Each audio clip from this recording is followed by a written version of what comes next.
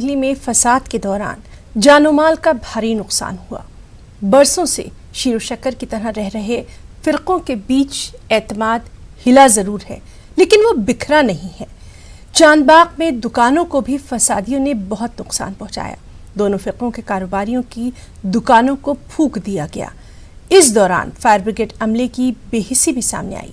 हमारे नुमाइंदे खुर्रम शहजाद ने चांदबाग के ताजिरों से बात की है। इस बात में पूरी सच्चाई है, दंगों का और आतंकवाद का कोई धर्म नहीं होता। मैं इस वक्त चांदबाग में हूं और देखिए, यह है अशोक फॉर्म। ये दुकान पूरी जलकर खाक हो गई है।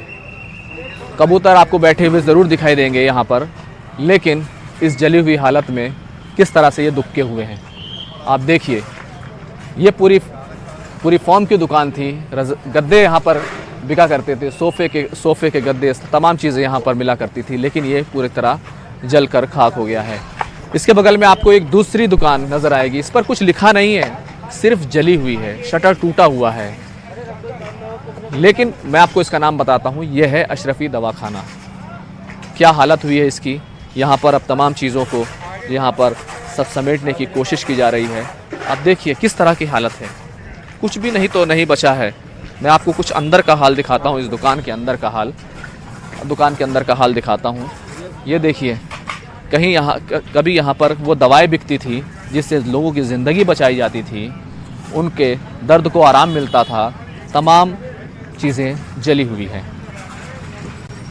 इस दुकान के मालिक हमारे साथ यहाँ पर मौजूद है। उन्होंने ही हमें बताया था कि इस दुकान का नाम अशरफी दवाखाना है, वरना हमें तो इस जली हुई दुकान को देखकर पता ही नहीं चल रहा था कि ये कोई दुकान भी है। इसका नाम क्या है हमें नहीं पता था। कब से आप यहाँ पर काम कर रहे थे और लगभग कितना आपका नुकसान हुआ है?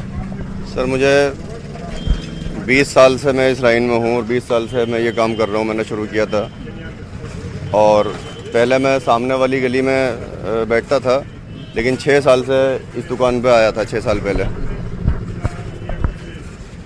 और अगर नुकसान का आंकड़ा लगाते हैं तो ये 1.5 से 2 करोड़ के बीच में जाएगा। जब दुकान जल रही थी आप कहाँ थे, कितनी कोशिश की, क्या हुआ था? सर, जब मेरे पास फ़ोन पहुंचा है कि भाई आपकी दुकान से धुआं निकल रहा है, 12 के आसपास की बात होगी। हाँ, एग्जैक्टली मुझे याद नहीं लगभग कितना टाइम हुआ होगा। तो मैं सामने से आया, किसी अपने रिश्तेदार के यहाँ ठहरा हुआ था। तो जब मैं यहाँ पर पहुँचा तो यहाँ पुलिस फोर्स बैठी हुई थी। मैंने उनको कहा कि सर मेरी दुकान है, तो मैं क्या इसको खोल के देख सकता हूँ, धुआं निकल रहा है? उन्होंने कहा हाँ बिल्कुल खोल लीजिए। तो उनकी मौजूदगी में मैंने दुकान खोली। दुकान का सर मैंने जब शटर उठाया तो यहाँ पर आग लगी हुई थी। अब जब यहाँ आग लगती हुई मैंने देखी तो मेरी दुकान के सामने यहाँ पर एक फायर ब्रिगेड की गाड़ी खड़ी हुई थी, जो शायद 5 मिनट पहले या 2 मिनट पहले आगे खड़ी हुई थी। तो मैंने उनको, मतलब दुकान आपकी जल रही थी और फायर ब्रिगेड की गाड़ी यहाँ खड़ी हुई थी? बिल्कुल सर, यहाँ सामने खड़ी हुई थी, बिल्कुल यहाँ पर जहाँ हम लोग खड़े हैं, यहाँ गाड़ी खड़ी हुई थी। और मैंने उनसे रिक्वेस्ट किया कि सर आप मेरे गाड़ी इसमें दुकान में जो है पानी मार दीजिए, इसको आग बुझा दीजिए। उन्होंने कहा हम जो है बिना परमिशन के कुछ नहीं करते हैं, हमारे अफसर से बात करिए आप। तो उनके अफसर से बात करने के लिए यहाँ पे खड़े हमारे विधायक जी हाजी यूनुस साहब खड़े हुए थे। उनसे मैंने रिक्वेस्ट किया, हाथ पैर जोड़ा। और दूसरे यहाँ के काउंसलर भी यहाँ पे खड़े हुए थे और एक दो और काउंसलर मनोज त्यागी जी थे हमारे, तो वो भी यहाँ पे खड़े हुए थे। उनसे भी मैंने कहा, उन्होंने कहा चलिए मैं बात करता हूँ। वो आगे तक बात करने के लिए गए भी। फिर उसके बाद जब वापस आए उन्होंने मुझसे बोला कि भाई उन्होंने मना कर दिया, ये गाड़ी कॉल पे आई हुई है, किसी और ने बुलाइए, तो आपको जो है भजनपुरा जाना पड़ेगा। आप भजनपुरा जाइए और दूसरी गाड़ी लेकर के आइए। मैं यहाँ से रात में नंगे पैर यहाँ से जान हथेली पे रख के, वहाँ दंगे हो रहे हैं और मैं यहाँ जान हथेली पे रख के भजनपुरा गया, भागा यहाँ से। और वहाँ जाकर गाड़ियों से रिक्वेस्ट करी मैंने। जब मुझे देखा मैंने उनका आवाज़ लगाई, टॉर्च भी मारी, तो फायर ब्रिगेड वालों ने शीशे बंद कर लिए। फिर मैंने पुलिस के कुछ जवानों को बुलाया, सर मेरी दुकान वहाँ पे चल रही है, मेरी ज़िंदगी भर की कमाई है, मैं बर्बाद हो जाऊँगा, आप प्लीज़ रिक्वेस्ट करके इनमें से किसी को भेज दीजिए।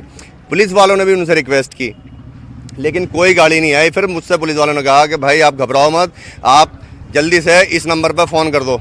एक उन्होंने 112 नंबर मुझे बताया, 101 नंबर मुझे बताया, तो उनके सामने ही मैंने कॉल करी वहाँ से फायर ब्रिगेड को। तो जब मैंने कॉल की है तो रजिस्टर करने के बाद में उसको आधा घंटे के बाद मेरे पास गाड़ी आई।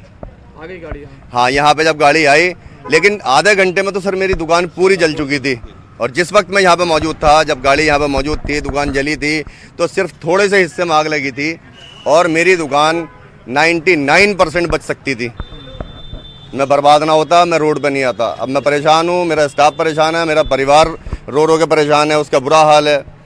और मेरी तमाम ज़िंदगी की मेहनत, तमाम ज़िंदगी की कमाई, सारी जमा पूंजी मेरी सब इसके अंदर चली गई। कहाँ से तो मैं बच्चों का खर्चा चलाऊंगा, कहाँ से स्टाफ को मैं दूंगा। स्टाफ थे उसमें हिंदू मुसलमान दोनों शामिल थे? दोनों थे, बल्कि जो एक नॉन मुस्लिम लड़का है, उसका नाम है मिलन कुमार, उसको मैं अपने घर पे ही सुलाता था, घर पे ही खिलाता था उसको मैं। और जो नरेंद्र शुक्ला है, उसको भी मैंने अपने पड़ोस में एक कमरा दिलवा रखा था। वो सब बेरोजगार होगा, उसको भी मैं अच्छा खासा तनख्वाह देता था। लेकिन अब फिलहाल वो सब लोग परेशान हैं, रो रहे हैं, क्योंकि मैं भी सड़क पर आ गया और मेरे साथ साथ वो लोग भी फिलहाल अभी सड़क पर आ चुके हैं। उनको भी खाने पीने की, मुझे भी, हम लोगों को सबको भी बड़ी दिक्कत का सामना करना पड़ रहा है। ये जो क्योंकि दुकान आपके सामने जल रही थी, कुछ पता चला किन लोगों ने जलाई, कौन थे वो लोग? दंगाई थे, और दंगाई की ना कोई जाति है, ना कोई उसका धर्म है। वो किसी को नहीं देखता, उसका काम होता है लूट पाट करना, जलाना। वो पता नहीं कहाँ से आते हैं और कहाँ चले जाते हैं, कौन लोग थे, कहाँ से आए थे, कुछ नहीं कहा जा सकता, क्योंकि अब कोई यहाँ पे है ही नहीं। अब सब मोहल्ले के प्यार मोहब्बत से रहने वाले सब लोग हम यहाँ पे हैं, एक दूसरे का दर्द बांट रहे हैं। भैया हम लोग सब साथ खड़े हुए हैं, ये हमारे साथ हैं, हम इनके साथ खड़े हुए हैं। तो कुल मिलाकर ये है कि जिनसे उम्मीदें थी उन्होंने कुछ नहीं किया। यहाँ पर गाड़ी खड़ी रहती है फायर ब्रिगेड की और कहा जाता है कि किसी और कॉल पर आई है, सामने आग लगी हुई है। और दर्द यही है कि सब कुछ होता रहा और प्रशासन सोता ही नहीं रहा, बल्कि सामने खड़े होकर सब कुछ देखता रहा। कैमरामैन गौरव के साथ खुर्रम शहजाद, न्यूज़ 18, चांदबाग, दिल्ली।